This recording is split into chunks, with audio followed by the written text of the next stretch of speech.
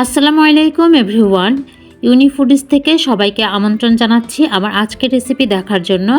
আজকে তৈরি করে দেখাবো জলপাইয়ের আচার। এই পর্যন্ত যত জলপাইয়ের আচার তৈরি করেছি এবং খেয়েছি, এর মধ্যে এই আচারটাই সবচেয়ে বেস্ট মনে হয়েছে। এই আচারটা একবার ট্রাই করলেই বুঝতে পারবেন যে এর থেকে সহজ আর মজার কোনো আচারের রেসিপি হয় না। তো আশা করছি আমার আজকের রেসিপিও আপনাদের কাছে ভালো লাগবে। আর ভালো লেগে থাকলে আমার চ্যানেলটি সাবস্ক্রাইব করবেন প্লিজ, আর সেই সাথে লাইক ও কমেন্ট করে পাশেই থাকবেন। তো আচারটা তৈরির জন্য এখানে আমি 1.5 কেজি পরিমাণ জলপাই নিয়েছি। আর জলপাইগুলোকে আগে থেকে ভালোভাবে ধুয়ে পরিষ্কার করে এভাবে কুচি করে কেটে নিয়েছি। এই আচারটার জন্য জলপাইগুলোকে এভাবেই কুচি করে কেটে নিতে হবে। এখন আচারের জন্য একটা মশলা রেডি করে নিব। একটা প্যানে নিয়ে নিয়েছি 7-8টার মতো শুকনা মরিচ। এরপর 1.5 কেজি জলপাইয়ের জন্য 3 টেবিল চামচ পরিমাণ 5 ফোড়ন নিয়ে নিলাম। এই শুকনা মরিচ ও 5 ফোড়নটা চুলায় একটু কম আঁচ দিয়ে সময় নিয়ে ভেজে নিতে হবে।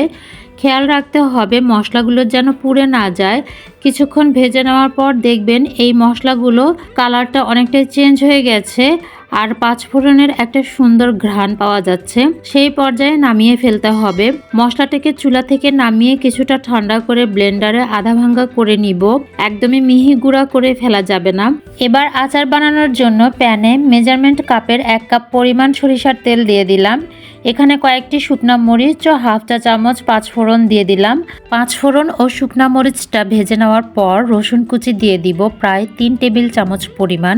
রসুন কুচি দিয়ে কয়েক সেকেন্ড ভেজে নেওয়ার পরে সরিষা বাটা দিয়ে দিব 3 টেবিল চামচ পরিমাণ। সরিষা বাটাটা দেওয়ার পরে আরও কয়েক সেকেন্ড ধরে ভেজে নিব। এরপর এখানে দিয়ে দিব 2 চা চামচ পরিমাণ শুকনা মরিচ গুঁড়া। এবার এখানে চিনি দিতে হবে। 1.5 কেজি জলপাইয়ের জন্য 2 কাপ পরিমাণ চিনি দিয়েছি। আর মিষ্টির পরিমাণটা আপনারা নিজেদের টেস্ট অনুযায়ী দিয়ে নিতে পারেন।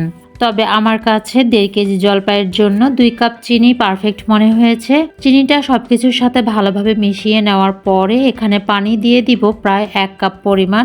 ভালোভাবে নেড়েচেড়ে মিশিয়ে নিব। এই পানিটা ফুটে ওঠা পর্যন্ত অপেক্ষা করব। তো দেখতেই পাচ্ছেন যে চিনির পানিটা ফুটে উঠেছে।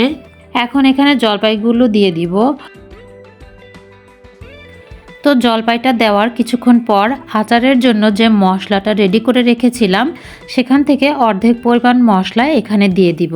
এবার এখানে দিয়ে দিচ্ছি লবণ 1 চা চামচ আর বিট লবণ হাফ চা চামচ পরিমাণ। সব কিছু নেড়েচেড়ে মিশিয়ে নিতে হবে।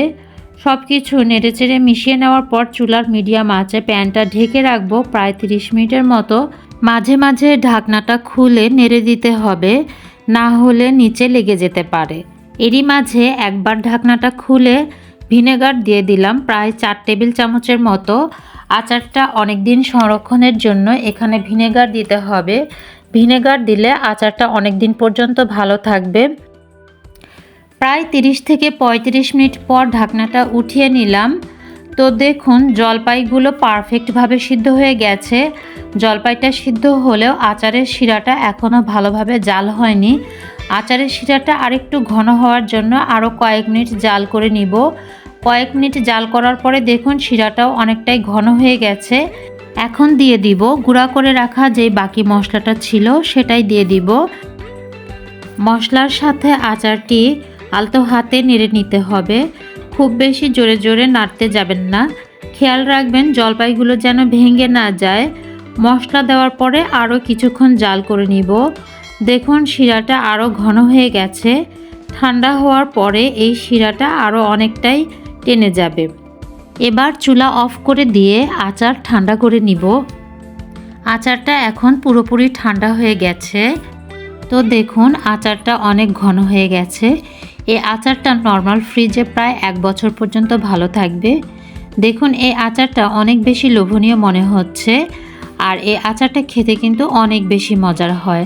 আমি জলপাইয়ের যত আচার খেয়েছি তার মধ্যে এই আচারটাই বেস্ট মনে হয়েছে। আপনারা অবশ্যই এইভাবে বাসায় ট্রাই করে দেখবেন। আর রেসিপিটি ভালো লাগলে একটা লাইক দিয়ে দিবেন।